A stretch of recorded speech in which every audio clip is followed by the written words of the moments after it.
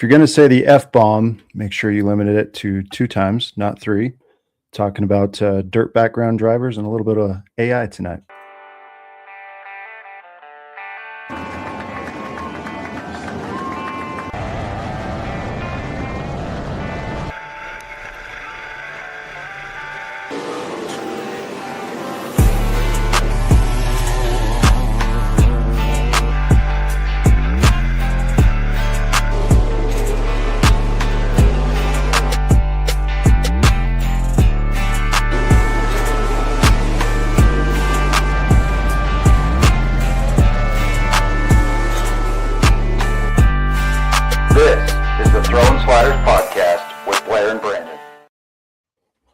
We are back again, another episode of the Throwin Sliders podcast. This episode is episode 59.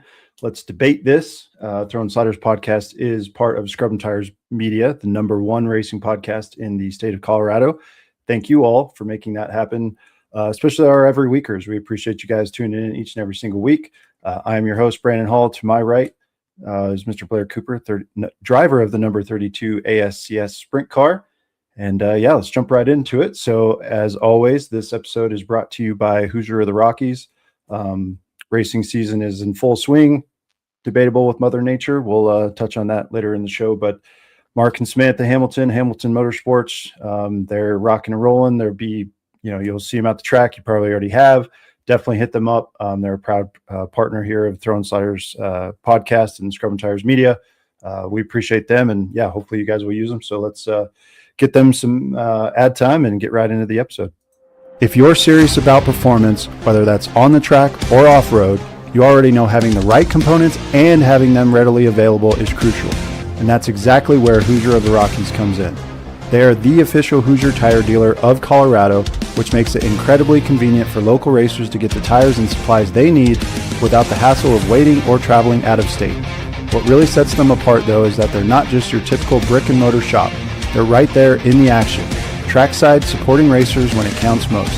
Whether you need fresh tires between sessions or race weekends, fuel to keep you running, or critical components like radius rods, rod ends, wheels, and more, they've got you covered right then and there. Don't have what you're looking for? No problem. They can also order you and your team just about anything they stock in various sizes, colors, and specifications. Just let them know. That kind of support can make or break a race weekend, and it's why so many drivers trust them when it matters most.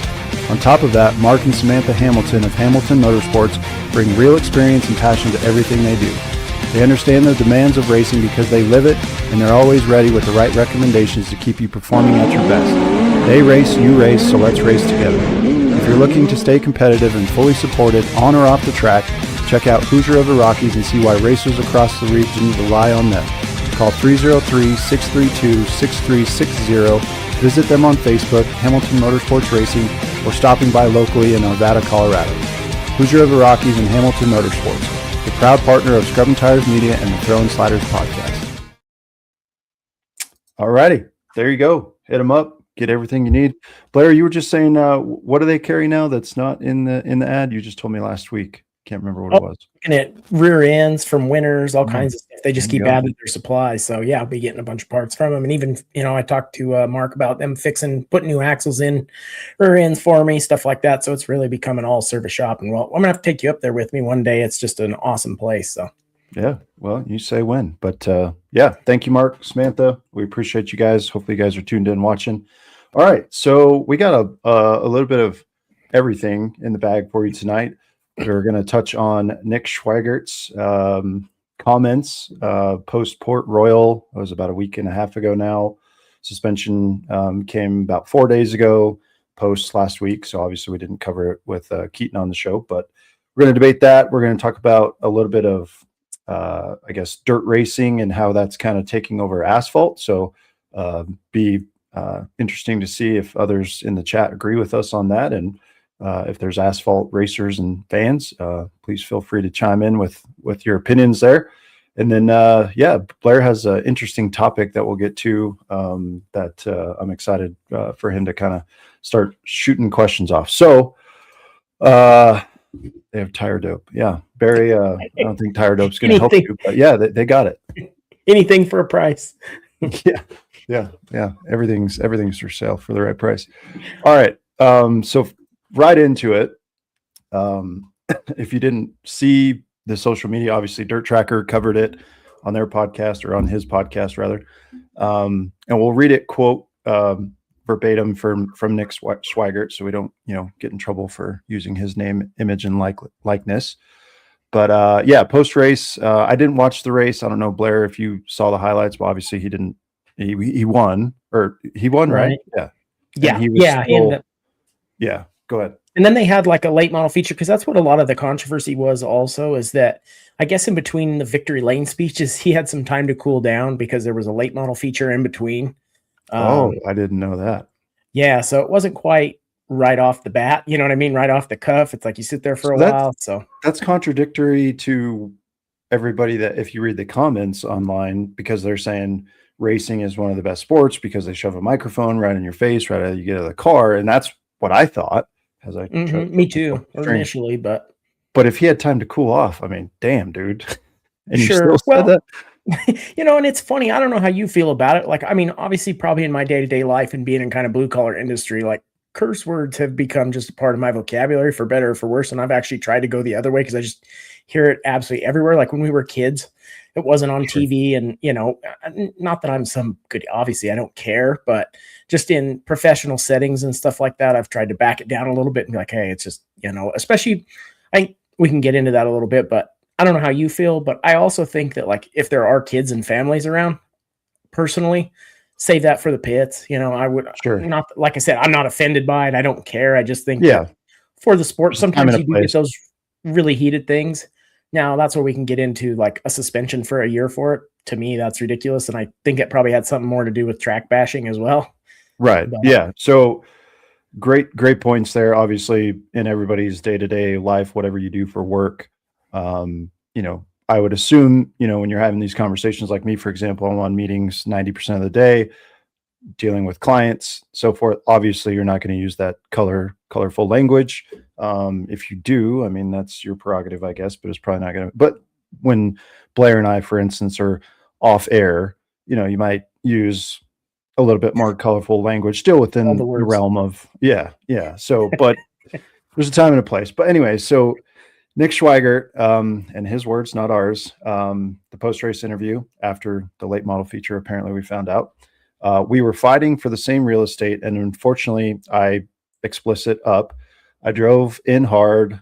I'd seen an opening, and I mean, hats off to Port Royal, but the track sucked.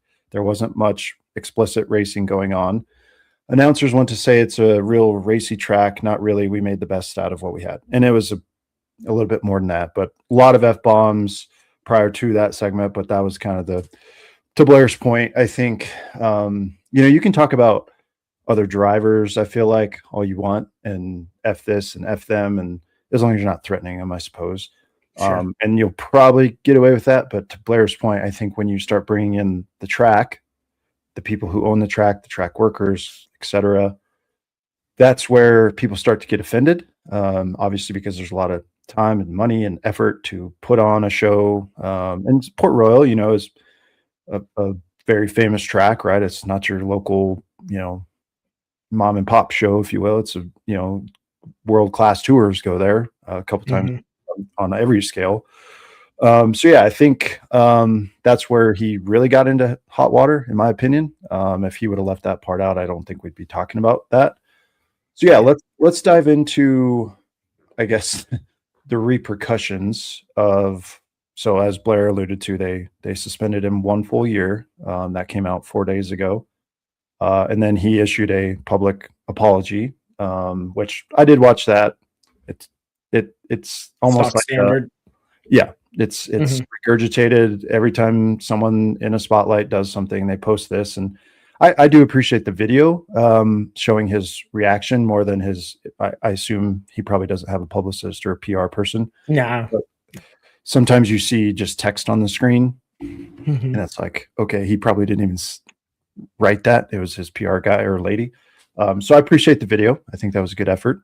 But yeah, it is what it is. Now I've done a lot of talking. Blair, give me your thoughts on your suspension. Yeah, that to me is what's nuts. And I mean, like, even if you are track, like, I don't know, you know how I feel about a lot of times promotion and stuff of races. Like, it is a business. You do have families and kids and stuff like that. Like, so it's really weird. The suspension for a year to me is nuts. I mean, they had a guy drive backwards on the track last year, and I think he got a year in some races or something to Yeah, hit have you guys watched Bowman Gray Stadium? I mean, yeah. So like, I don't want to.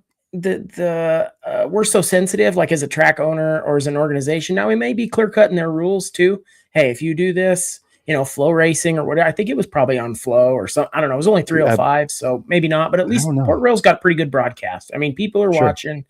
You know, like I said, I don't know that it's appropriate. Would I be offended if I heard it? No. Like, would my kids have been like? I'd be like, no. That's just how grown men are. Like, let's not be, you know, soft about it. But at the same time, I could see them being a little upset. The track bashing part, like he said, basically that they tried.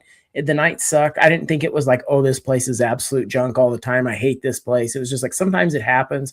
So I feel like it was a lot for nothing. Every Friday night, Saturday night, you're going to get that across the country. Yeah, if I don't win, I'm going to say the track is absolutely terrible. Like, there was something wrong. Well, he won. I'm like, what are you doing? Yeah. So, I mean, and I get what his sentiment was there. It was like, hey, I made the most of what I had. And see, I think the reason that also came out was that's all you got to say, though. Yeah, but yeah. And he got into another guy and wrecked him too before that. So I'm sure that probably in his mind, like, hey, I didn't want to win that way. You got to justify it. Yeah. Yeah, like track sucked. I didn't mean to get into him. I mean, shit happens, you know? So, but I get that. It's like, you never want to show up and be like, hey man, I screwed up. That sucks. But at the same time, like, lessons learned. But yeah, a year is nuts. It's just not necessary. Like, I agree with that. And I think, it's just a very weird situation because he won. Obviously, he wrecked somebody, who spun him out, whatever the case was. And he's trying to apologize for that by blaming the track prep or the lack thereof. So just kind of a double-edged sword. Yeah. But yeah, into the year portion, I think that is very, very egregious and out of control. Like a year, I don't know his schedule, and I don't know even what tour was he on? Was it just, or is he part of a sanctioning body? I think it's 305s. But you know what's kind of funny about that too is, like, I'd never heard of the guy. Like, I don't follow Pennsylvania 305. So you know what the Barbara Streisand effect is? Mm-hmm. Yeah. Have you ever heard that? Yeah. So like, I think it was last year. Was it? Okay. We talked about, I got all these little anecdotal things, but to where, like, and I had no idea what you're talking about, but now I know. Yeah. So for those that don't know, it's like her house showed up on like Google Maps way back in the day. And then she was mad but like nobody knew or cared. But then she came out and said, hey, they're posting my house and everything else. So then it became a huge story and it was like trending Barbara Streisand's house. So she made it way worse than it was. So I think if they would have like privately given him, you know, either a warning the first time or even a small suspension, but when everybody heard a year, it blew it up. And then it actually brought more negative attention to the track because I think everybody thought it was egregious. So it's like, sometimes as a promoter, you know, you have to recognize now that dirt is not just localized too. I think that's another thing that a lot of people, and maybe if they're older owners or track promoters, don't quite understand, is that social media and the power of broadcast in your internet audience is actually larger than what you can fit in the facility. You know, which is kind of sad sometimes. I mean, Port Royal definitely has good fan group. You know, it's usually packed. I look at the stands and stuff on all these races, and it's one that definitely holds people. But I think they kind of blew it out, and I would still go race there, but it's like, man, it's just dumb. That's the only one. I'm like, it was dumb on everybody's part. Yeah.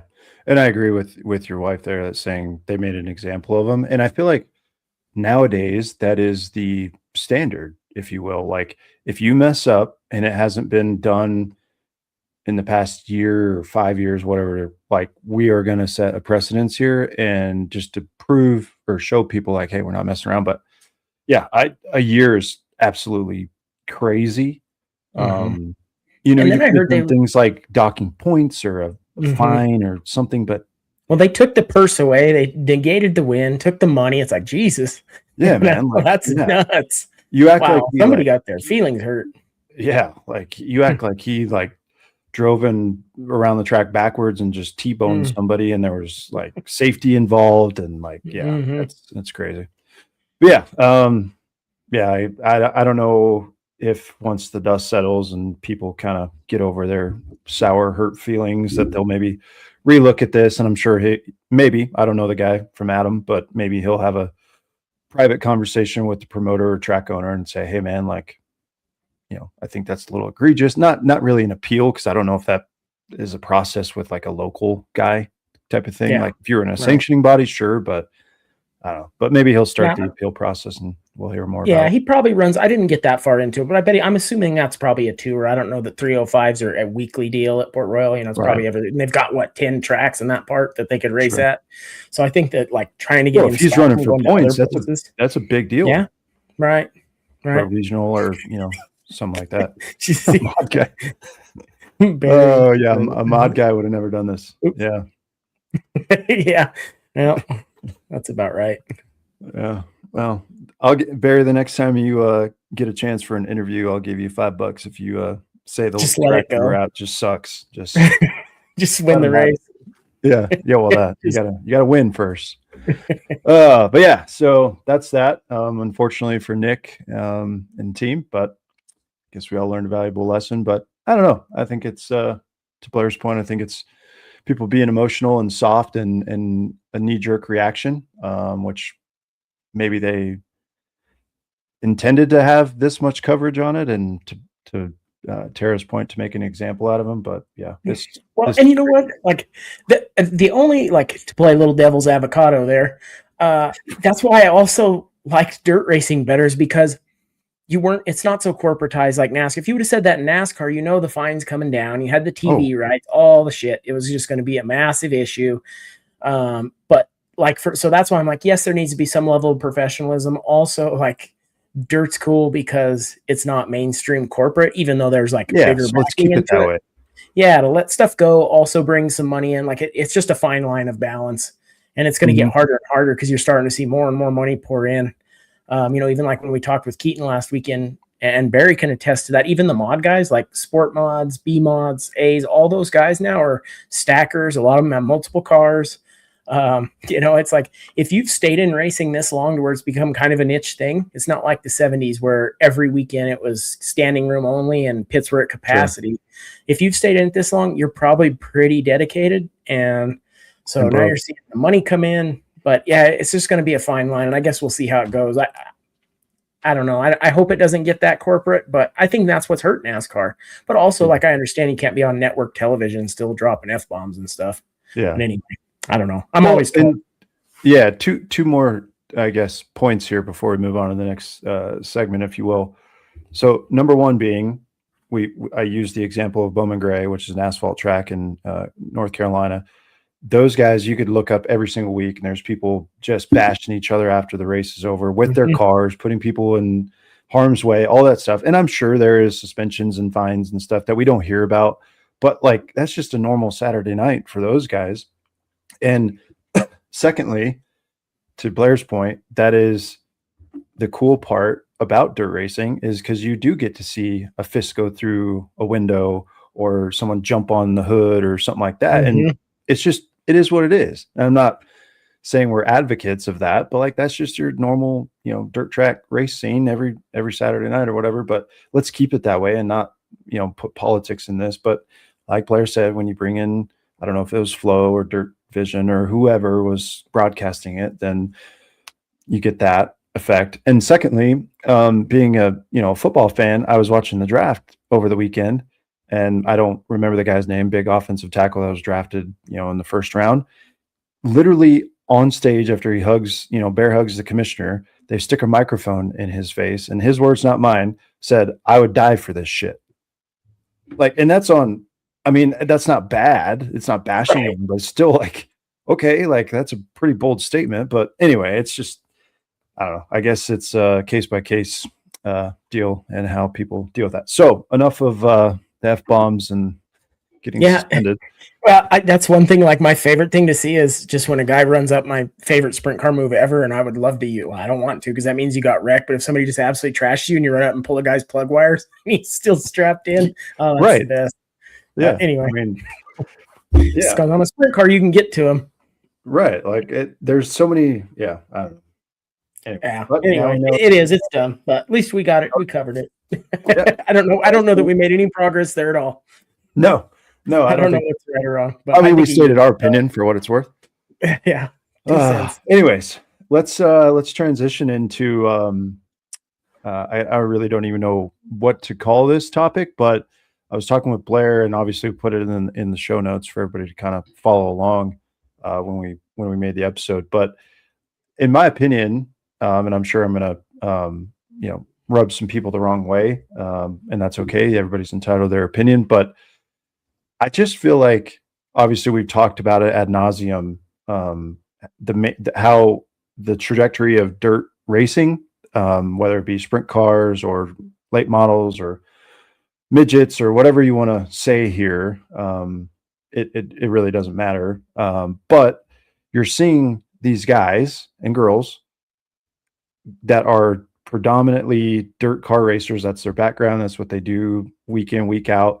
And then they start to get these opportunities, whether it's one-offs or signing big contracts, i.e. Corey Day, that are, coming into the asphalt world. Because as we know, until like World of Outlaws, High Limit, sprint car speaking wise, until they start to, and it's debatable, Blair's brought it up multiple times, if you can make a living on World of Outlaws and High Limit with respect to like a NASCAR series rank. I don't know the numbers, but it's probably more favorable for NASCAR, obviously, with the TV deals and this, that, and the other. But you're starting to see these drivers come into the asphalt side at the top level of NASCAR. Obviously, I don't think any dirt racers are going F1 or IndyCar racing because it's a completely different thing. But they're coming into NASCAR, call it top 4 series with the Cup, O'Reilly, Trucks, and ARCA, and they're dominating. And it's not taking 5 years or anything like we used to see back in the day with, like, Jeff Gordon was a phenomenon, right, back in the early 90s, and kind of came from that world and did that. But it took him a little bit through, I think it was the Busch series at the time. And then obviously we know what he did in the Cup series. But now you're seeing like Reddick. He's won 5 races out of whatever they've done so far, 8, 9. You see Corey Day win his first race in the O'Reilly series over the weekend. Granted, it's a super speedway, anything can happen. But he was inching closer every week. If he finally figured out wrecking teammates is not good, and wrecking anybody in general is not good. And they make a good point on all the asphalt podcasts. He's used to 30, 50 lap sprints, features, and now he's got to tune it back for 200, 300 lap races. But not to go on the asphalt side, you're starting to see this wave of dirt car guys that are just taking over the sport. And I don't think that it's a coincidence. And we've talked about it again at nauseum that you do, and I'm not a professional dirt car driver, don't claim to be, but just the feeling of the car, especially when it gets out of shape, to be able to correct that and use it to your advantage. And when they go to these tracks that they're right up against the boards, the wall at these tracks, they succeed. And I don't think it has to be because of their background. So I guess what say you, Blair? I'm sure some people are disagreeing with that, but no. And for me, the funny thing is I always say I was glad I went from asphalt to dirt. So I don't know what it's like to go the other direction, because for me on asphalt, everything is inches, it's close, it's tight. I don't know about the Cup level with those boats, a 3,600 pound car, you're flying them around. I mean, air makes a huge difference. So I don't have that experience either. The biggest track I've been on is the 1 mile, on asphalt. But yeah, I mean, I do think, and I'm not sure if it's that when they saw a young, talented kid, they put him on dirt to get him experience there and really get the car control and stuff like that. You see a lot of the 600s more than those guys coming from that, like minis and micros to either sprint cars or, I haven't seen that many like late model guys come out. It's been like open wheel kids into the NASCAR side. So I don't know if somebody identified at a young age, these kids have talent. Let's try to get them to the outlaw level or USAC national midget tours. And then they just ended up in NASCAR. If that was the case, or if it was like these guys developed the talent there and have really good car control, in that direction, and then they make it to Cup or to NASCAR, and then they have better car control because of it. Like there's 2 scenarios to me that could play out, and I'm not sure. I mean, and if you have a guy like Kyle Larson that say, hey, this kid's talented, let's give him a shot, he probably has a good eye for that too. with Corey Day and, putting him I'm on a sure there Hendrick was team. some, yeah. Yeah. I'm sure So, there was I some mean, stuff like conversation that. there. Yeah. That maybe wouldn't have been picked out like they used to have. Um, I don't know too, like you do see super late model guys on asphalt that probably also, you kind of see that with Mini Tyrell. He got the shot to run the Ram truck from some of that. That's probably one of the bigger names that I've seen come up that way. But yeah, you are seeing more dirt guys. And I really don't know if it correlates. I mean, obviously Day struggled for a little while, but yeah, it is funny to see. 5 weeks, that's not really a struggle. Yeah, no, that's true. Yeah, absolutely.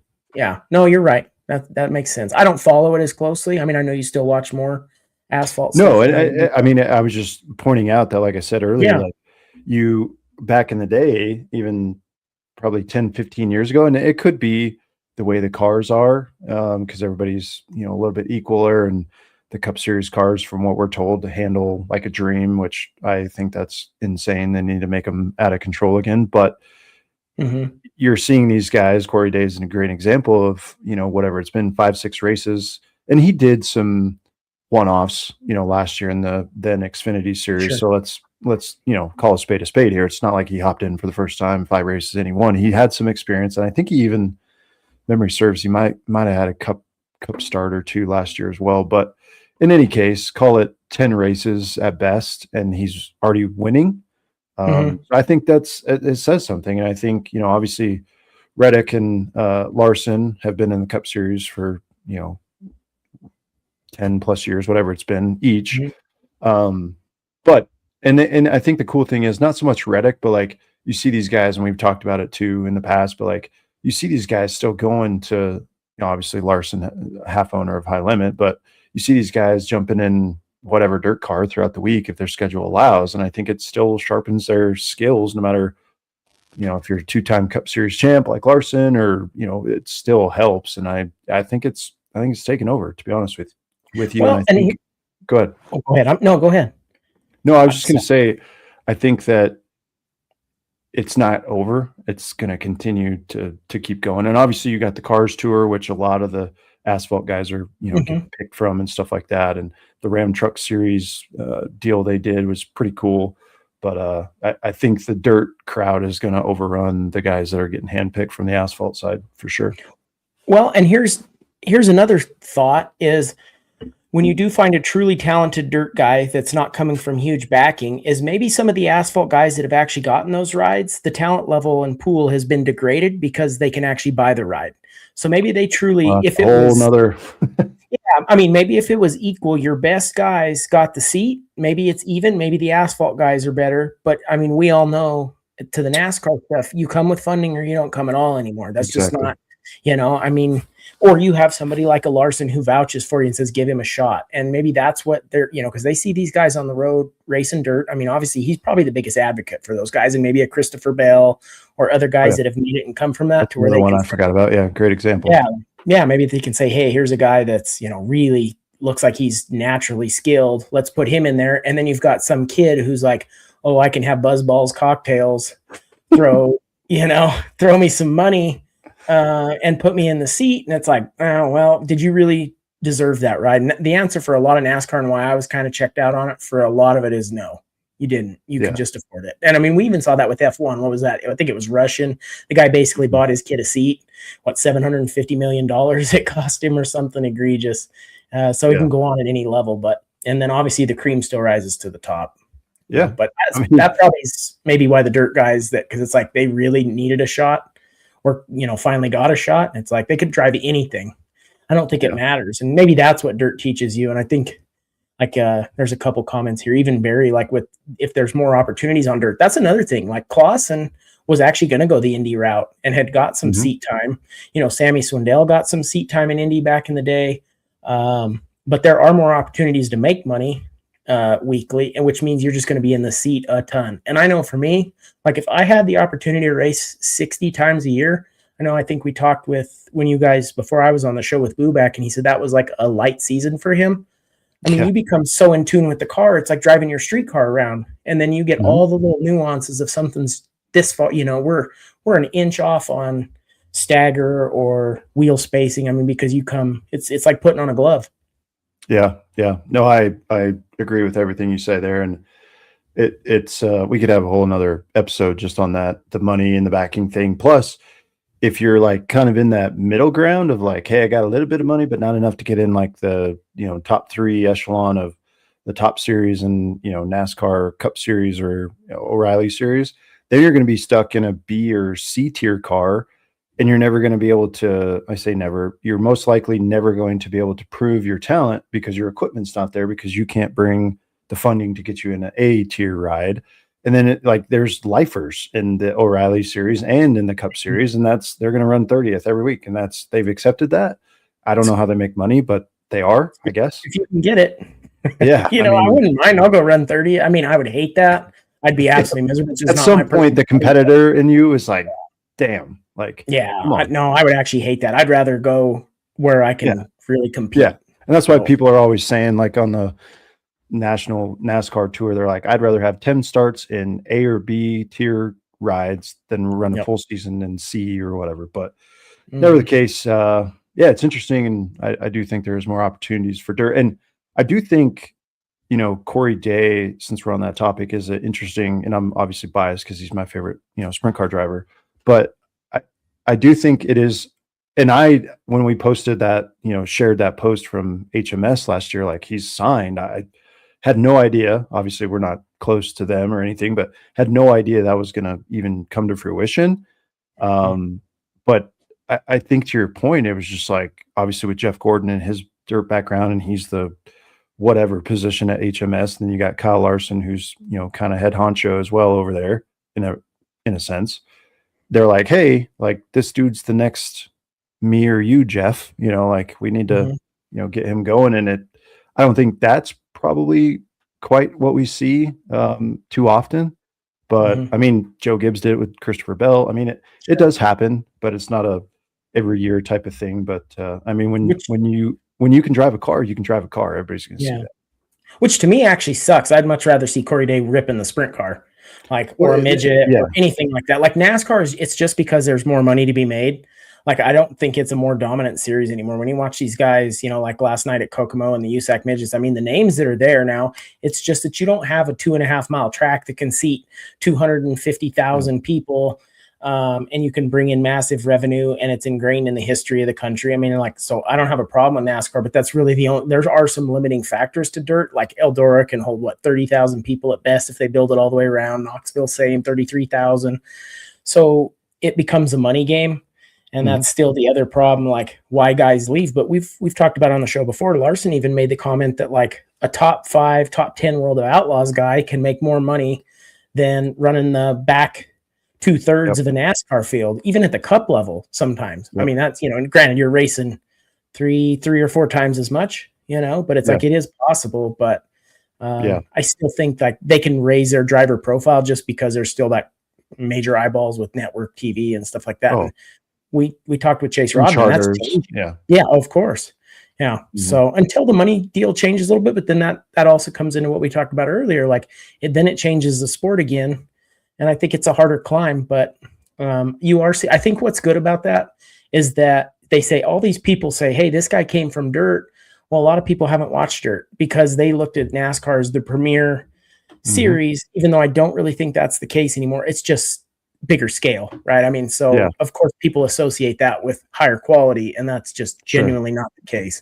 No, not nowadays when you're paying for rides. No, I agree. And I think the opinion is in the eye of the beholder, right? As to what you think is the top echelon. I would say for asphalt, obviously it is, but dirt, I think, but to compare them apples to apples, you can't, because they're completely different things. But I think there's definitely an argument, to be made, but I think we've hammered that point to death. But go dirt drivers, because I think you're seeing a talent wave come in. Well, and I've done both. I mean, that was like I was all asphalt. I mean, that's because that's what I wanted to do, what my dad did, and he just would say dirt, and he'd talk nothing but shit about it. And once I went, I was like, this is different. Now I tell him I wish I would have got to see him drive a dirt car, because he really had, even though we have similar styles. I mean, it's obviously we're not blood, but me watching him, he was Sure. really aggressive. Yeah, and you pick up on yeah, I just wanted to emulate that, and a lot of guys, like I watched it CNS or asphalt guys, and I'm like, now I wish I could have seen them on dirt. I mean, when you talk with Jerry Robertson about it, obviously he was talented on both, but like that you can be highly aggressive, which kind of got Day in trouble, like you said. But it's like there is something about like you can just be more aggressive on dirt than asphalt. There's only so much mechanical grip you're making there. And I mean, technically you can make more, but it just changes the dynamics. And that's what I love is like, unless it's ice rink slick, then you can get super aggressive. Yeah. And the only thing I think we put it in when we shared Corey Day signing a year ago. So we put in the post itself, like, we hope to see you still. And he is. I mean, he freaking won, where were they last week in the high limit? He'd come back, won it. Like, the Eagle. Eagle, because he's still loves it. That's his, backbone per se. And that's all I ask is that those guys, not that they care what the hell I have to say, but just please come back and run a little bit of dirt as well. But and they can make more money on their merch too. Sorry to put a pin in it. I mean, they say they get 1% of their NASCAR merch for the big cup teams, and on dirt they get all of it. Yeah, and I spent a lot of money on that stuff. So, but yeah, the merch trailers are a huge thing. That's why you get, price maybe have gone up since I went to a high limit race a year ago, but $50, get you back in the pits, get an autograph. Their merch trailers are right there, easy access. The lines, depending on the driver, are still long, but not like a NASCAR line, because you'll sit in a NASCAR line for 20-30 minutes sometimes. And and some of the guys that are doing the NASCAR stuff, they will have some of their NASCAR merch in there, as well as their dirt stuff. So anyway, I think it's a good time to pause for a Mountain Ops ad, take a sip of some said Mountain Ops, and then Blair's gonna get a little nerdy on us, which I'm excited about, because he brought this up in the pre-show, and it's next level stuff. So I'm gonna sit back and listen and try to answer questions from him. But if you haven't already, go check out Mountain Ops, presenting partner of ours. 20% off at checkout if you use the code TS Podcast. They drop in stuff all the time. You got merch, you got supplements, you got products. If you're a hunter, outdoorsman, you got a lot of stuff on there too. So whatever you fancy, definitely go check it out, and support those who support us. So here we go.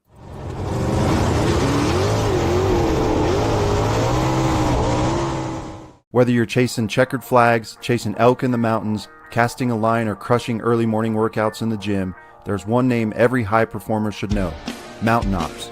This team fuels athletes, hunters, racers, and weekend warriors with the cleanest, hardest-hitting supplements on the market. Let's be honest, this sport isn't for the soft. Late nights in the garage, long drives to the track, and hot evenings in the pits and in the car. We are built different. That's why we run on Mountain Ops. Their supplements hit hard, feel clean, and don't have all that junk you can't pronounce. From early mornings to late nights on race day, this is the stuff that keeps the crew moving and ready for the next lap. Want in? Head to mtnops.com,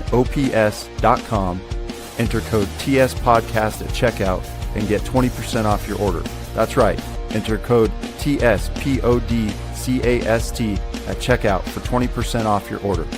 You don't just want to show up, you want to win. Fuel like you mean it. Winners use Mountain Ops. Proud supporting partner of the Throwin Sliders podcast. There we go. I would say it's getting warm out, but it's not. Much needed moisture. But never hurts to be hydrated and healthy and all the good things that they offer. So definitely encourage you guys to go check them out. But yeah, Blair, I'm going to hand the microphone over to you, hypothetically, and we're going to get right into this. Let me think. This is okay. So what Brandon and I have been talking about quite a bit, and I send him some pieces of it every once in a while. But obviously, I mean, the whole conversation this last maybe year and a half, 2 years, probably since ChatGPT dropped, was AI, which for most people, probably the basic understanding, and we won't go through all of it, but is a limited language model. So it's basically data aggregation. And so I thought, well, this could probably be helpful in racing. But now a lot of the language models are actually getting smarter to where they call it agentic engineering or AI. So you can, and some of you may have heard of vibe coding. What for? What's that? No, just agentic engineering is like the new term for with code writing. I was thinking, yeah.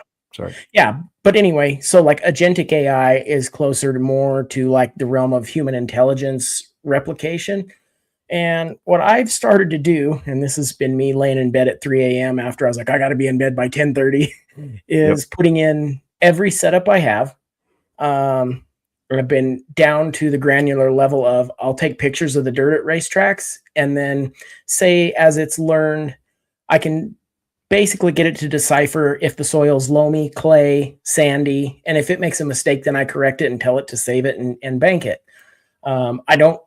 I'm not to the level yet of being able to code, but what I have done is started to take an entire picture of the racing, and you and I've talked about this, Brandon. So what I'm trying to do is see if it can basically help racers in the future. So I feed it in bar rates, preload, scale numbers that we've had, wing position, wing angle, caster, camber. I mean, every piece of data that I have, I've manually entered into the software. What Blair ate for dinner that night. Yeah. Yeah. Basically, I mean, my weight, the conditions of the day, basically like you would put in your own race notes. And my wife logged all this manually.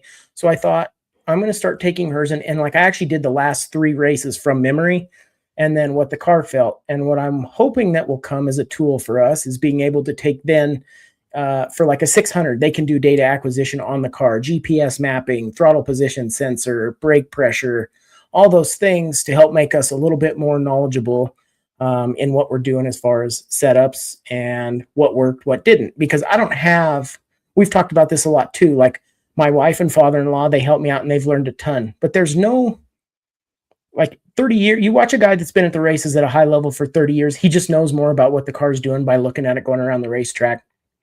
But if I can incorporate like my in-car videos and it tells me what mistakes I've made, and down to like what I thought would be a good idea. And I hope maybe they're doing it, or if they ever hear this or we talk to them, like when you put a car on scales, that not only do you have your notes, but now you have data logging, and it will tell you if your ride height, you can measure the ride height and input that if it's changed. So, if a spring's off without having to, the weight's starting to sag without pulling the spring off the car and put it on the smasher. And so a lot of different things, but I think if you get an all-encompassing picture of it, it can really be helpful. And that's kind of what I've started now. It's still making mistakes. Like I asked it if I have a tight end condition at El Paso County, and then I give it an aerial view of the track and say in this portion, and I flag it and say, what would you do for adjustment here? It told me to put like jack weight. The first time I ever did it, it told me like jack weight in the left rear. And I'm like, okay, so you want me to get more on the right rear, tighten it up and bounce out of the damn place. Right. But then I can correct that. And it will start to get more accurate on baseline adjustments. And then it is just data aggregation of what I did the race before, what the conditions were. And it's starting to get smarter. I don't know that I'm going to go out and put my car with the setup like, hey, I spit this one out. Here's a picture of the track. Here's the weather. Tell me exactly what to do. But I think at some point they're probably getting pretty close. And I've even like so much as if it doesn't know, like if you're a guy trying to do this too, because I'd be interested if there's anybody else doing this, is like if I put in a bar weight, say I've got a 30-inch bar that's 1025, and what would that compare to in a coil spring rate? Like if I ever wanted to try the Tanner Thorson, like what coils would they put on the car to simulate that? Or can I simulate that without doing it? Run those, it'll run, 100 million simulations in about a second.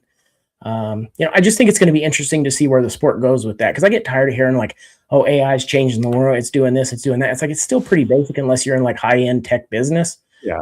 It will be to see like if a dirt racer that's a lot smarter than me can actually figure it out and dial in a car, be the first guy to say, we didn't use a crew chief this race. We took a picture of the race or gave it, scan every video on YouTube of this track in this class. And tell me how you'd set the car up, and then you give it weights. And I mean, it's just so much data input, but it is interesting. And I'd be curious if anybody else is using it like that. Yeah. And obviously, engineers, and you talked about, what is it called for NASCAR? SMT data. So, yeah. And that's kind of what Blair and I were talking about in the pre-show a little bit, because back to NASCAR again, obviously they have a battery in the car, so they can power this, that, and the other thing, where sprint cars, you don't have that luxury. So it's basically, we call it a black box like an airplane has. And it's a company that supplies these boxes and the software, and it's mandatory for all cup cars. someone might have to put it in the chat. I don't know if like the lower series has it, maybe O'Reilly series, maybe I don't know. But for the instance of the conversation here, Cup has it. So, and it's available for every team to look at. Throttle positioning, braking points is probably the most used thing, and they can see it throughout the race, right? It's not like a downloaded report and then they review it. Like the engineers on these teams and the spotters and everybody are literally looking at it live in the race to say, oh, Blair's in the lead. He's running like half lane higher than you in 3. Try that. And, he's braking, 100 feet sooner than you, like that kind of thing, which, I mean, kind of weird that that's where racing has got. But when you're, when it's that expensive, I get it. But to a lower, and I say this genuinely, with a lower class, and especially with a sprint car, that you don't have the ability to power electronics. Obviously, it would have to be, self-powered with battery or something to that effect. But I mean, the fact that, and I'm sure to your point, you're not the only one thinking of it, but like the fact that you're actively like looking at it and researching it, because half the stuff you said is like next level, like, coding and engineering. It's just new lingo. Like, it's really like, that's the thing is, for one, most of this stuff, like when they did shocks and stuff, it's so cost prohibitive. Like, I can't go out and test 10 different right rears, for compression and rebound, and rent the track and go do it in secret, like a Donnie Schatz or those guys were doing before, with bags over everything so nobody can see what they're doing. But obviously, it's still just a numbers thing, right? Racing is just math. It's engineering, it's physics, it's geometry. So that's what kind of really started to get me interested in really trying to get deeper into it. Because like you said, I didn't understand this stuff a month ago. Yeah. And I don't really understand it, but I know, like, if you listen to Lex Friedman podcast with the CEO of the guy at Anthropic, which is just, the agentic AI engineering guys that are making this stuff, when they start to break it down, it's like you look for practical applications, right? Any edge is an edge. And I'll use a real world example.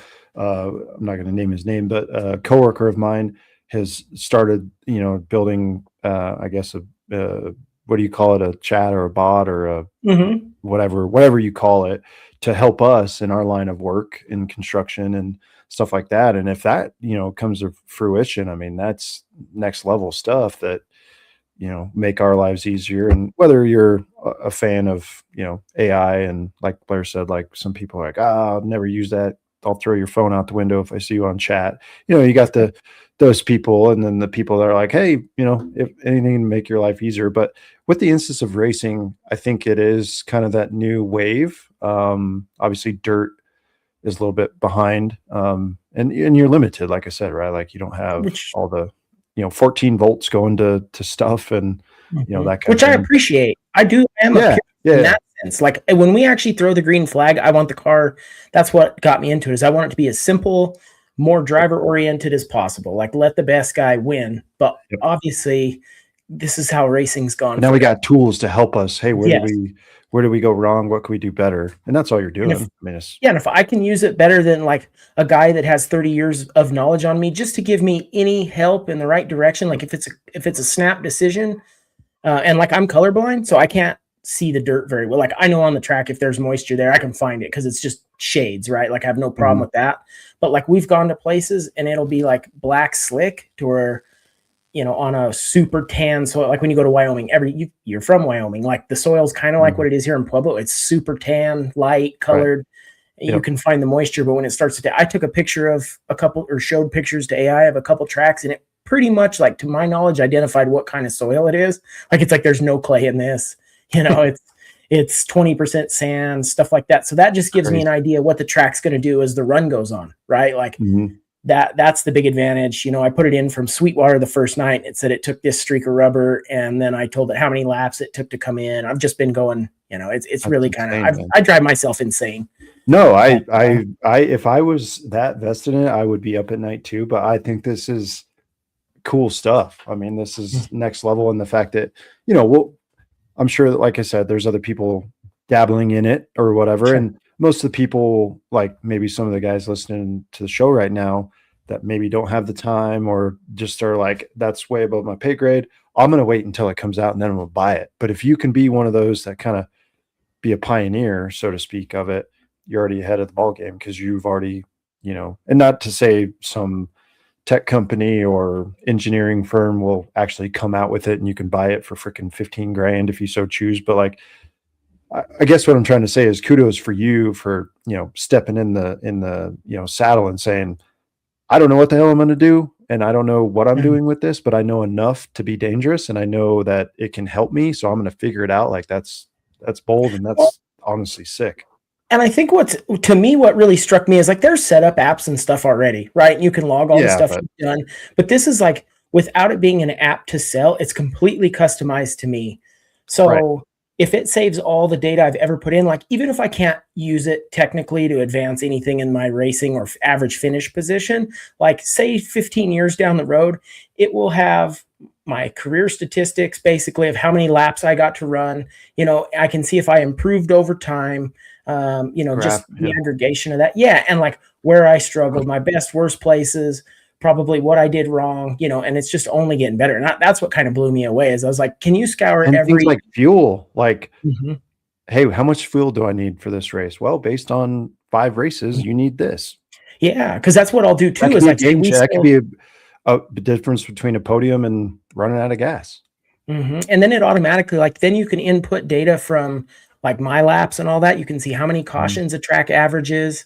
It's like, holy moly for yeah. So I like I said, I probably don't know what I'm going to do with it. I still like my brain stops at that. Like I'm not a creative guy either. But the analytical side of it, I'm like, there's something valuable here. I just don't actually know what it is. Yeah, no, I wish I had a background in it because I'd go head on into this and I'd be losing sleep too. But yeah. I think you're onto something, and I think a lot of people will follow. And the cool thing is, Blair, I guess also what I'm trying to say is until it actually becomes like an SMT product and a company patents it and sells it, like you're the only one that is privy to that information and to use that tool. Because if someone like comes up to you, like Ryan Rader just dropped a comment, if he comes up to you, obviously 305, 360, but I'm just saying, I'm not hating on Ryan, but I'm saying if he comes up to you and says, hey, Blair, based on your cool little chat deal or your AI deal, what should I do? And you turn around and say, I don't know, man. That too. But you'd be like, hey, man, like this is set up for me and what I got and all this, and it wouldn't help Ryan. So it's kind of like proprietary just to you. So I think that's badass. That's what's interesting. And like I can, and then you could put, I lost this much weight. I didn't even see his comment. That's very nice. That's pretty funny. But yeah, so I don't know. That's kind of where I'm headed. I don't know what it'll turn into, but I would be interested if there's other people out there doing the same thing. Maybe we could talk about it and, further each other along. So I don't know if it's good or bad, no, it's great. I mean, shit, that's, I commend you. That's a lot of research and whatever the hell you're doing outside of writing code, which is another whole thing. Yeah, I can't do that. I failed CSS in college for like website design twice. So that's why, in fact, our website will be back up hopefully this next week. So I always remember in college, I was like, I'll just do what I'm good at. And then I'll hire people to do the stuff I'm not good at, so like just stick to your lane. Right. Yeah. That's it. No, I mean, even that, like I said, beating a dead horse here, like even though you're attempting it is bold to me. Easy. Like it's really easy. That's the thing. Yourself. If it was hard, it's like I just start doing data inputs, logging, and then if I actually learned how to vibe code, that's probably the next project I need to do. But no one even knows what you just said, so you already know what that is. So you're steps ahead. What'd you say? Vibe code? That's what they call it. It's agentic engineering, but like layman's terms is vibe code. So it's basically like you don't have to write code like an old school CSS or any of that. It gets way more technical than even I understand. So, but it's basically making it like you'll see a lot of people now. It's a lot easier for them to make their own apps. So when it is customized, and if you can sell it, great. I'm not, like I said, I'll never be smart enough to do any of that stuff, but if I can use it personally, any advantages. Yeah. Well, I mean, I feel like if you were the groundbreaking pioneer and figured it out and was able to sell it to someone, you could retire and, but yeah, I don't know because it is so specific. Local guy, like it's badass. Right. Well, and it's regional. So, that's kind of, we're stuck in between. And then we do race national tours. So, I run into guys that have the crew chiefs that, 30 years in the business, like do it for a living. And so we are stuck in a weird spot. It's like sometimes I race local, sometimes we're on the road and it's a track I've never seen. If I have some foresight, that's like when I went to Black Hills. I've never raced dirt, a track that big.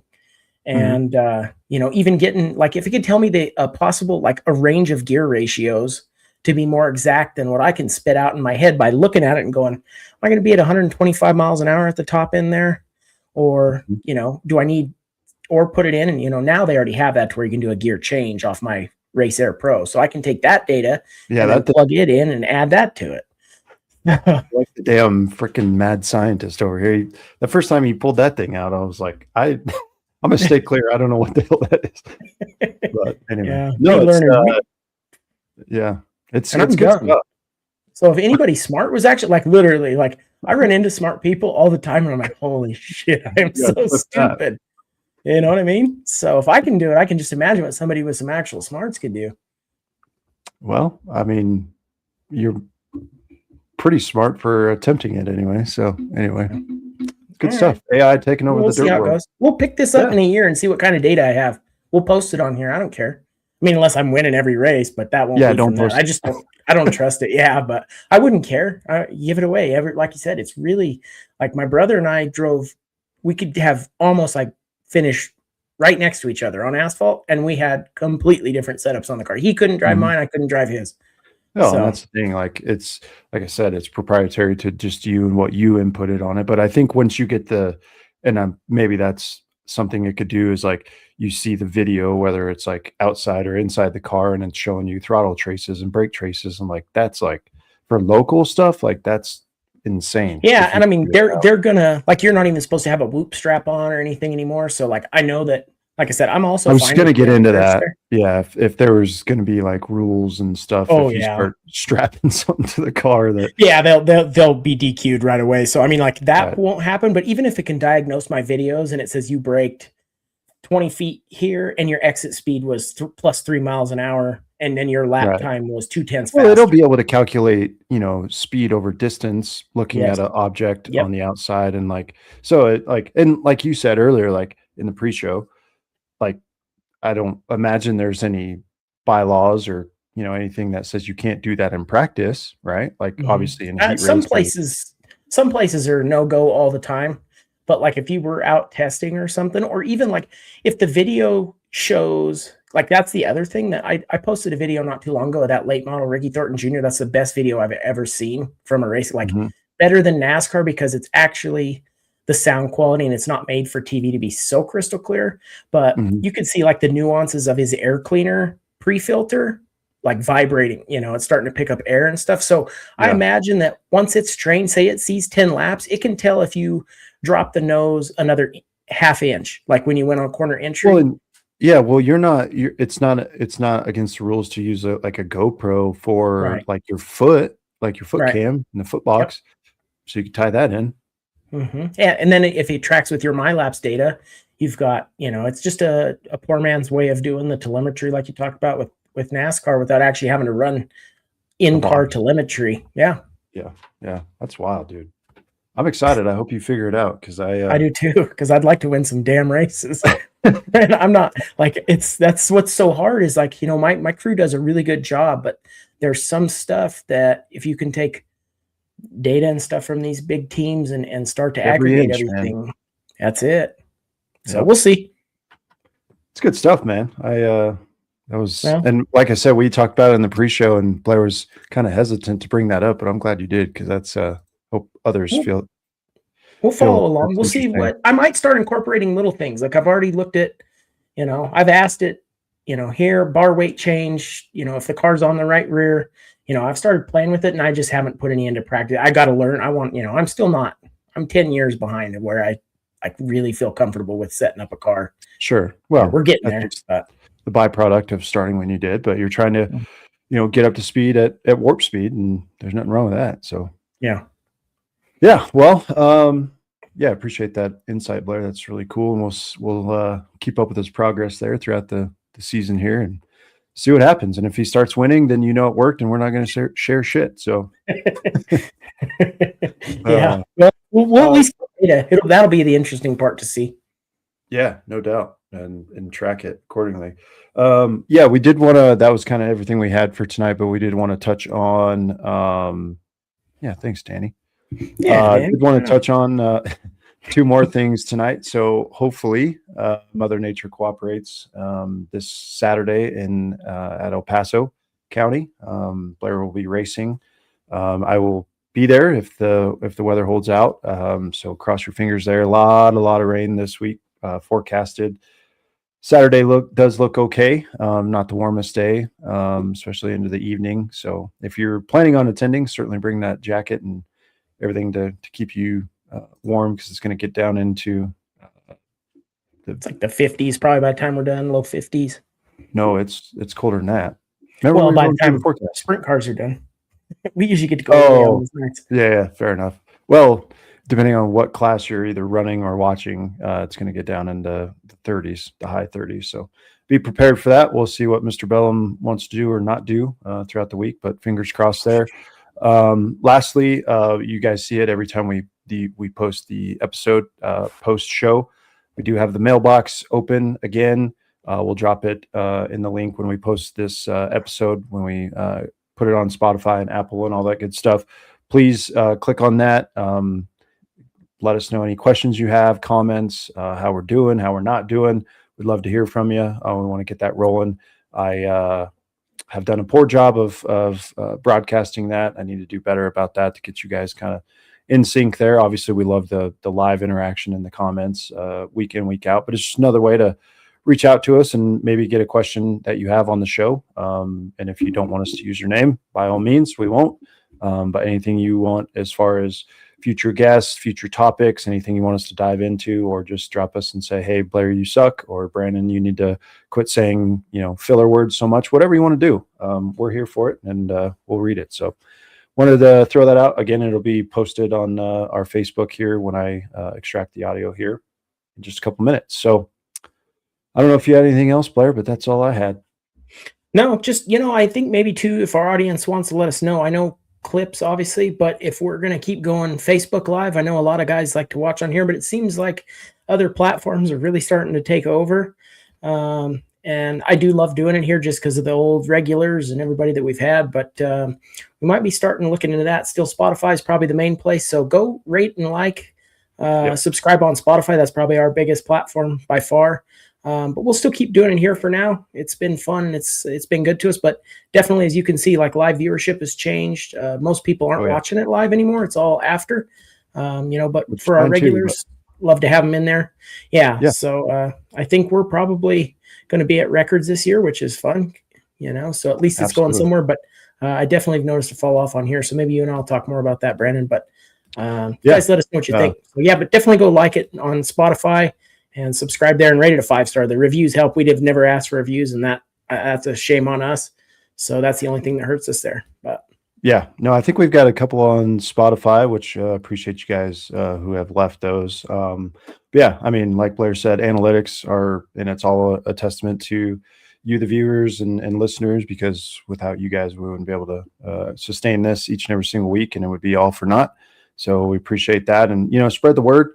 Even if you don't live in the region, it's always cool to talk racing on a Monday night. So we appreciate that. And we see each and every single one of your likes, comments, views, all the good things. So keep them coming.